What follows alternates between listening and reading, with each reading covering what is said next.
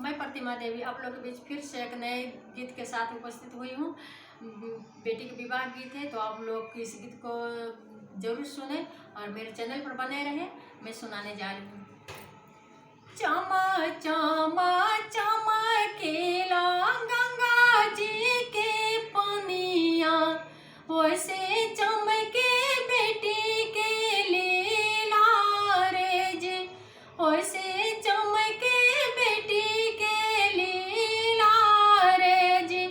चमा चमा चमकेली बेटी हो कौना बेटी, बैठल बाड़ी पापा जी के जांग जी, बैठल बाड़ी पापा जी के जांग जी, बैठल बाड़ी जंगा बेटी निरा खेली मुहावा, नए ना ढारे लागिन लोर जी, नए ना ढारे लागिन लोर जी।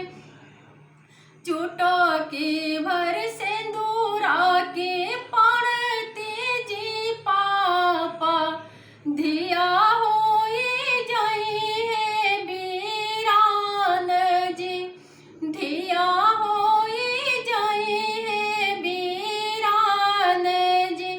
आजू से धिया राउर भइले सपनावा, सुना होई है अंगना दुआरे जी, सुना होई है अंगना दुआरे जी। आई गईले ये जी पापा दुआरे पर डोलिया, अब बेटी होई है विदाई जी, अब बेटी होई है विदाई जी।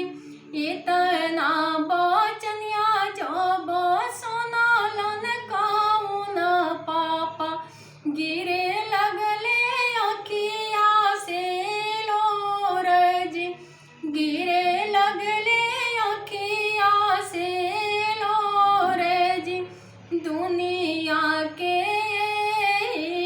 रिताई बेटी, पोसल धियावा करीला वीरान जी, पोसल धियावा करीला वीरान जी। चमा चमा चमकेला गंगा जी के पनिया, वैसे चमके बेटी के लीला रे जी, वैसे चमके बेटी के लीला रे जी। मेरे गीत आप लोगों को कैसा लगा कमेंट में जरूर लिखकर बताइएगा।